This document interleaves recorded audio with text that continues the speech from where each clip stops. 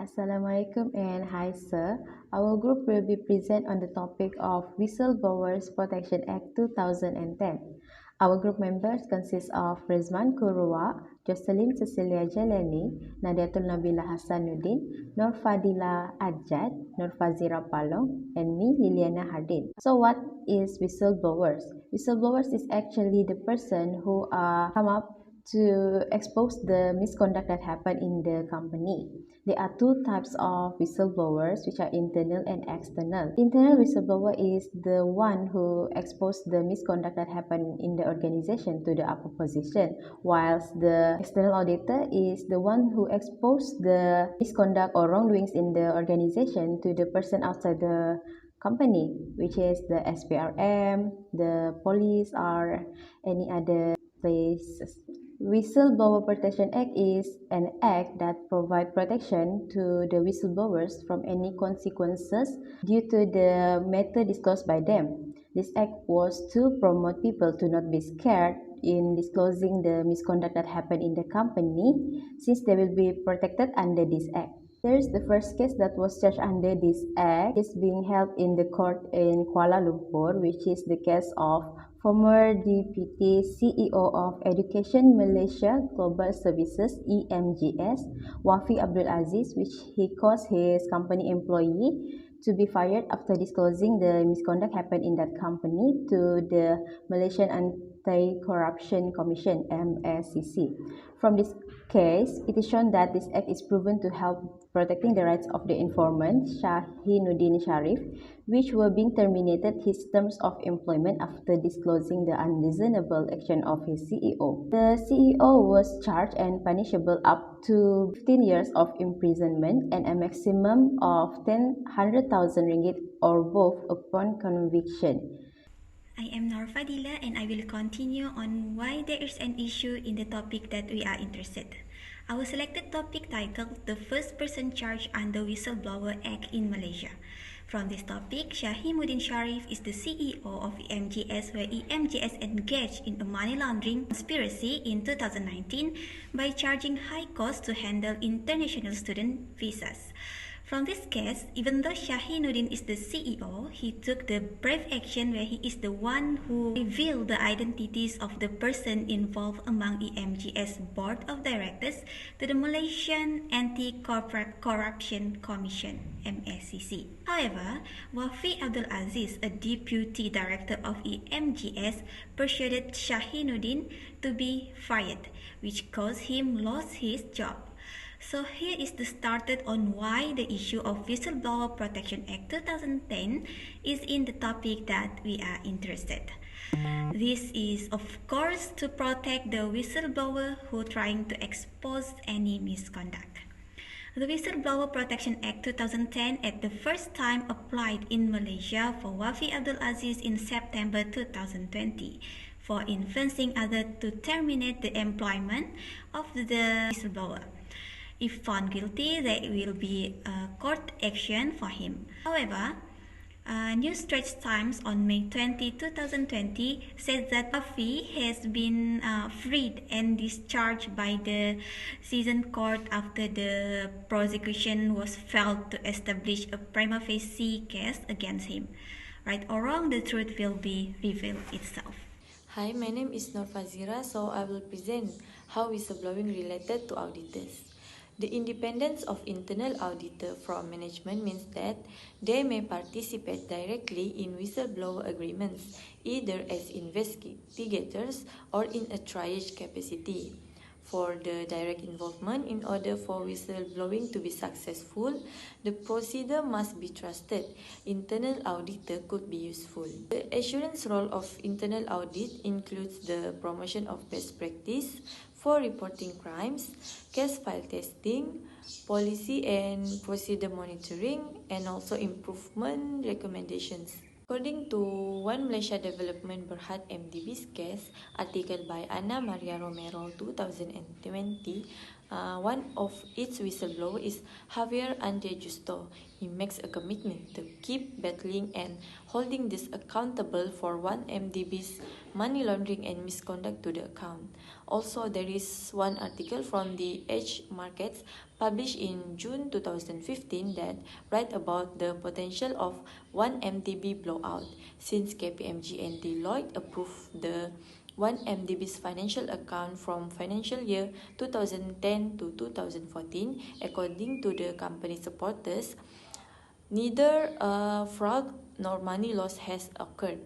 In answer to the questions about the variety of transactions and the movement of billion ringgit of Malaysia, despite the fact that 1MDB is no longer able to make its loans payment, they hide behind that defense.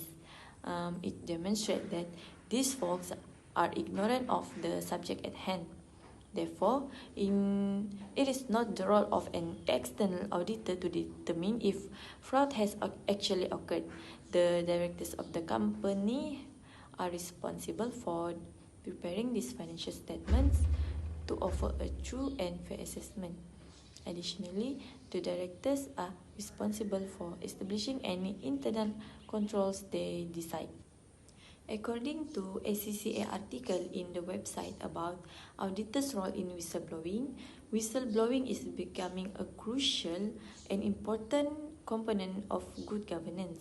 Then, in order to disclose the information outside the organization, an internal auditor may have to think about going public with it or making a whistleblower disclosure to a regulator.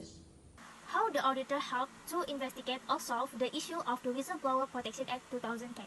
The thing that the auditor should do when investigating the whistleblower issues is the auditor must keep all information or identity of the person related to the case of the accounting scandal must confidential and not disclosure to anybody even during the trial in court. In the case of the former CEO of Education Malaysia Global Service (EMGS), that the first ever case touched under Whistleblower Protection Act 2010, the auditor must follow Section 71A Whistleblower Protection Act 2010, which is all information and data of the person must be confidential. Next, in Section 71B Whistleblower Protection Act 2010, the auditor must ensure that whistleblowers should not be liable for any civil action or criminal or disciplinary consequence of such disclosure. Related to the case of EMGS, WAFI was charged under Section 10(3)(b) in the Whistleblower Protection Act 2010 or Act 711 in 2020 because the company's employee is fired after providing information to the Malaysia Anti-Corruption Commission (MACC) regarding misconduct committed by the accused. The auditor also should have intel about the protection of the whistleblower that will get until the auditing case finalized and ask the obligation person to protect the whistleblower for any prejudicial to the outcome of the action disclosure have been made. For the case of EMGS, WAFI was investigated asking the director to end the contract of the employee that give information about misconduct committed and will be penalized under Section 10(3)(b) of the Whistleblower Protection Act carries of the fine not exceeding 100,000 ringgit Malaysia or jail, terms of not more than 15 years or both if convicted. Section 7(3) Whistleblower Protection Act 2010 is referred to the protection that is also given to those who have a connection or relationship with the informant. The auditor not only focuses to get information and evidence about the accounting scandal but also need to ensure that the whistleblower and connections or relation must be safe until the case is already concluded by the court. In the case of EMGS case, all the company employee connected and relationship need to be protected. My name is Jocelynne Jalani and I will be presenting of what the auditor's role in contributing in examining the issue of whistleblowing. Although it is not internal auditor job to detect and prevent any fraud that happen in an organization, they still have a role to contribute when it happens. So one of the role of internal auditor can do is to promote the whistleblowing practice. This is because an auditor are expected to practice the code of ethics when performing their job. They need to act with integrity, objectivity, confidentiality, and competence. So they have the highest level of professional judgment. So the whistleblower can put their trust on the internal audit to provide assurance on the effectiveness of the whistleblowing system and procedure. Internal auditor also can act as an investigator. They have the right to carry the investigation of the issues raised by the whistleblower's report. So an internal auditor needs to be fully, fairly, and confidentially when investigating this matter, and then also need to make recommendation of action that need be taken with the police with the suspected criminal that can be seen. They need to keep up to date of the info to the whistleblower of the progress and outcome of the issue. Next, internal auditor also can act like in a trade program since it is the most effective approach. So trade program is used in the healthcare where the process is classifying people based on their need of priorities.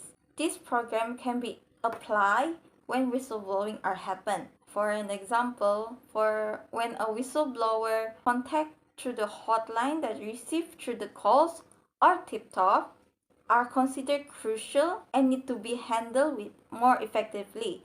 And for the suspect for that arise but less significant to the financial loss and control failures can be put aside. So they can put the more crucial issues that arise by the whistleblowing first to have the immediate attention and immediate action. Hi, my name is Rezman Kuruak and I will be presenting the other related matter to the case study. The related topic for whistleblower is the Sustainable Development Goals. The SDG or Global Goals are a collection of 17 interlinked global goals designed to be a blueprint to achieve a better and more sustainable future for all. The related goals to this case study is the 16th goal of SDG. The 16th goal is peace, justice, and strong institution. Some of the targets of this goal is to substantially reduce corruption and bribery in all their forms and develop effective, accountable, and transparent institutions at all levels. The United Nations estimate that 1 trillion USD is paid in bribes per year, while more than twice that amount, 2.6 trillion, is stolen annually through corruption. This corresponds to more than 5% of the global GDP. In turn, the finding of a recent study by the OECD indicates that fraud and wrongdoing are more likely to occur in organizations that are close and secretive. Whistleblowing is a key tool to detect fraud and wrongdoing. Whistleblower protection can be facilitate workers' effectiveness in stopping wrongdoing at an early stage through voicing their concern before scandal erupt and stakeholders incur huge damage. The lack of whistleblowing protection framework leads to many forms of retaliation and reprisal.